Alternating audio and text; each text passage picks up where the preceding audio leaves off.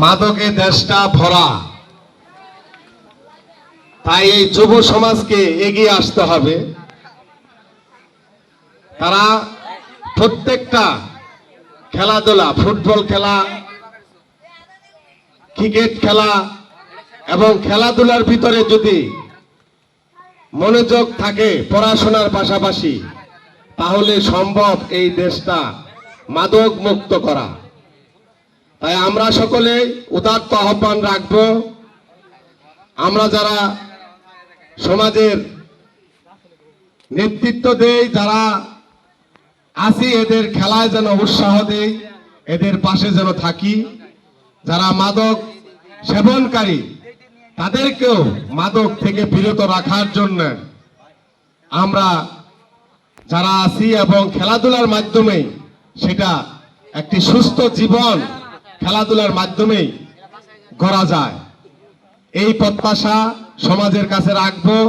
এবং আর আমরা চালানজানিতে এই যে খেলাটা উদ্বোধন করলাম আজকে, গত বছরও খেলা হয়েছিল, আগামীতে যেন আরো বড় আকারে এই খেলার উদ্বোধন করতে পারি এবং এটা 2 দিন ব্যাপী যেন সেটা প্রথম দিন খেলা, পরের দিন আমরা পুরস্কার বিতরণ এবং অন্য অন্য অনুষ্ঠান করার পরামর্শ দিব।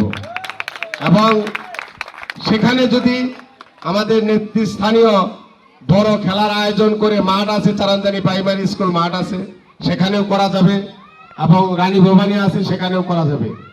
তাই যারা খেলার আয়োজন করেছে আজকে তাদেরকে ধন্যবাদ জানাই।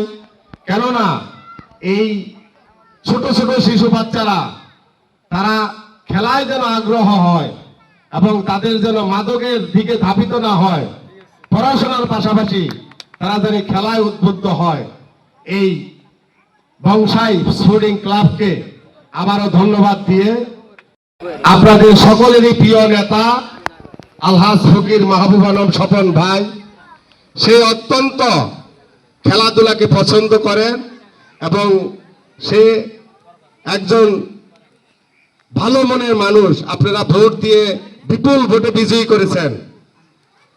সে আপনাদের যে কোনো সহযোগিতা লাগে এই বংশাই ফুডিং ক্লাবকে আমরা সেই সহযোগিতা দিব।